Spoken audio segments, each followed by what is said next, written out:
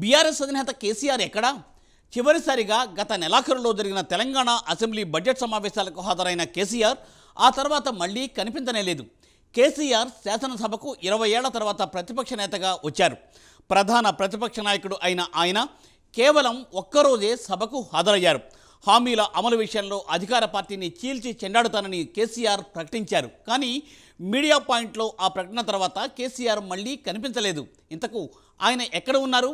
ఆయన మౌనం వెనుక ప్రస్తుత వ్యూహం ఏంటి?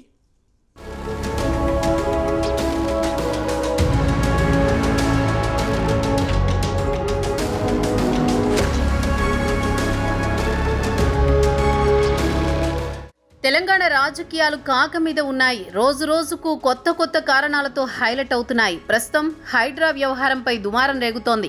అంతకుముందు రుణమాఫీ విషయంలో కానీ 6 గ్యారంటీల విషయంలో కానీ బీఆర్ఎస్లోని ఇతర నేతలు కాంగ్రెస్ సర్కారుపై గట్టిగానే విరుచుకుపడుతున్నారు. కానీ కమాండర్ కేసీఆర్ మాత్రం నోరు మెదపడం లేదు. గతంలో సోషల్ మీడియా అకౌంట్లను ఓపెన్ చేశారు. కనీసం అందులో అయినా తన స్పందన వ్యక్తం చేయడం లేదు. పార్టీ నేతల్ని కూడా కలవడం లేదు. దీంతో ఇరు పార్టీల నేతల్లోనే కాదు బీఆర్ఎస్ నేతల్లోనూ ఎందుకిలా అన్న ప్రశ్న వస్తోంది. కేసీఆర్ తెలంగాణ ఎన్నికల్లో ఓటమి అనంతరం నేరుగా ఎర్రవల్లిలోని ఫామ్ హౌస్కు వెళ్లిపోయారు. అక్కడే అనూహ్యంగా గాయపడ్డారు. ఇక ఆ తర్వాత హైదరాబాద్ నందినగర్లోని ఇంట్లోనే ఉన్నారు. లోక్సభ ఎన్నికల నాటికి గాయం నుంచి కోలుకున్న కేసీఆర్ ప్రచారం కూడా చేశారు. ఇక జూలై ఆఖర్లో అసెంబ్లీకి తొలిసారిగా వచ్చారు. అంటే సరిగ్గా నెల రోజులవుతోంది. కానీ ఆ తర్వాతి నుంచి బీఆర్ఎస్ అధినేత ప్రజలకు కనిపించలేదు. దీంతో కేసీఆర్ ఫామ్ హౌస్లో ఉన్నారా లేక హైదరాబాద్లో ఉన్నారా అనే ప్రశ్నలు ఎదురవుతున్నాయి.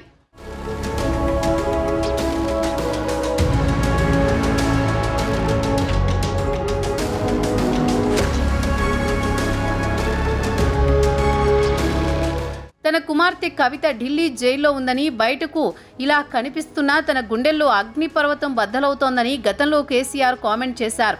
ఆ తర్వాత ఆయన బయట కనిపించలేదు. కవిత అరెస్టు కావడం, సుదీర్ఘకాలంగా జైల్లో ఉంచడం వల్ల కేసీఆర్ మానసికంగా ఇబ్బంది పడుతున్నారని, బిడ్డను బయటకు తీసుకువచ్చేందుకు ఆయన న్యాయపరమైన ఎన్నో ప్రయత్నాలు చేశారని అంటున్నారు. దేశంలోని టాప్ లాయర్లతో ఆయన మాట్లాడారని, ఈ అంశంపైనే నిరంతరం ఫాలో అప్ చేస్తున్నారని, అందుకే ఎవరితోనూ మాట్లాడేందుకు ఆసక్తికరంగా లేరని తెలుస్తోంది. కవితకు బెయిల్ వచ్చి జైలు నుంచి విడుదలైన తర్వాతనే ఆయన బయటకు వస్తారని అంచనా వేస్తున్నారు. మరోవైపు రోజువారీ రాజకీయాలపై కూడా కేసీఆర్ ఎలాంటి స్పందన వ్యక్తం చేయడం లేదు. ఆయన పార్టీ నేతలతో కూడా ఈ అంశాలపై మాట్లాడడం లేదని చెబుతున్నారు. రాజకీయ వ్యవహారాలు, వ్యూహాలను పూర్తిగా కేటీఆర్, హరీష్ రావుకు అప్పగించారని అంటున్నారు.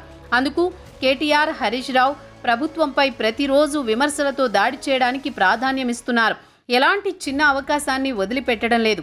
అంగన్వాడీల్లో పిల్లలకు ఇచ్చే గుడ్లు సరిగ్గా లేవని వస్తే దానిపై కేటీఆర్ ఘాటుగా స్పందించారు.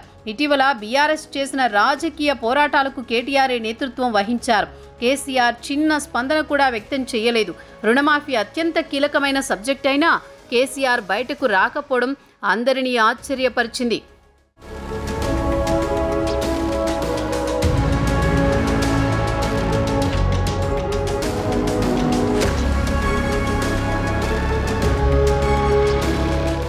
సాధారణంగా కేసీఆర్ ఇప్పుడున్న రాజకీయ పరిస్థితుల్లో పార్టీని మరింత బలోపేతం చేసుకోవడానికి వ్యూహాత్మకంగా తెరపైకి వస్తారని ఎవరైనా ఊహిస్తారు. కానీ ఆయన రాకపోయేసరికి బహుశా ఆరోగ్యం బాగోలేదేమో అనే ప్రచారం ప్రారంభించారు.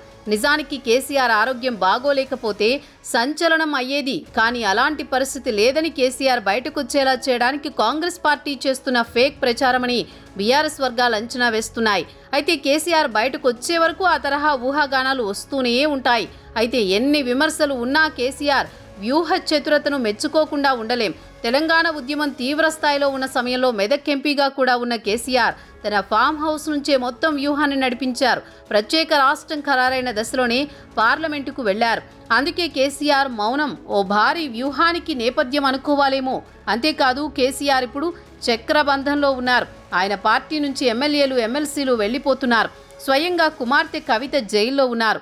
రాజకీయంగానూ కేసీఆర్ను రేవంత్ ప్రభుత్వం టార్గెట్ చేసింది. మరోవైపు బీజేపీలో విలీనం చేస్తున్నారనే ఆరోపణలకు దిగుతున్నారు. ఇలాంటి సమయంలో ఒక అడుగు వెనక్కు వేయడమే ఉత్తమమని ఆయన భావిస్తున్నట్టు సమాచారం. మరి కేసీఆర్ మళ్ళీ ఎప్పుడు బయటకొస్తారో, తనదైన శైలిలో మీడియా ముందు ప్రత్యర్థులపై ఎలా విరుచుకుపడతారో చూడాలి.